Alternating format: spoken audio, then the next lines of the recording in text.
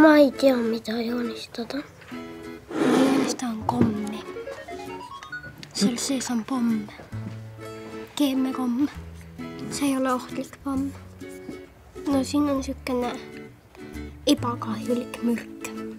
Siin on siis üks mängulind, kes tunneb ära, mida päris linnud räägivad. Kui nad näiteks teevad siuts-siuts, siis ta räägib ära, et nad ütlevad tere-tere näiteks.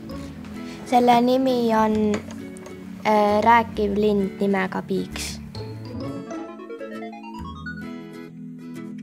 Väga ilus. Ma tegin niisugused telefoni ja neave. Seda telefoni nime. Ma mõtlesin välja. See tundub nagu uus nimi ja see sobiks küll uuele telefonile. Selle pildi nimi on Õne. Siin on rohukorred ja siis siin on lilled, mis on ärtsi kunagi ära. Ma tegin selle kleidi. See on nagu tuledisain. See on üks kostüüm, millega saab erinevaid asju teha. Ja prillid on selleks, et sa saad hüpata hästi kõrgele ja joosta hästi kiiresti. Need on supervõimetega need prillid. Komplektile ma pole veel jõudnud nime mõelda. Nime mõtlemine võtab aega.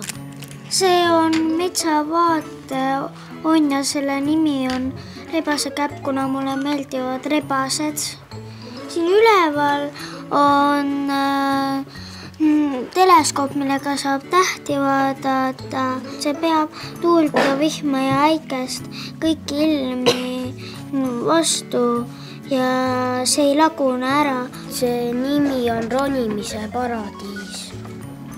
Siia on ehitatud juurde redel, et siit saab minna siia üles platvormile ja siis platvormilt saab hüpata siia vette basseini. Selle komplekti nimi on metsanõud. Näiteks siin on tass, kus on kõrs, mis ei tule tassi küljest ära ja siis ma tegin vaasi, et siit sa paned lilled sisse ja siis, kui sa tahad vett panna, siis sa paned siit vett sisse. No ma tegelikult tegin need sellepärast, et need erineksid teistest ja et see disain oleks teistest erinev. Kas sina oled oma toote kujundamisel sama loov? Kaitse oma intellektuaalset vara.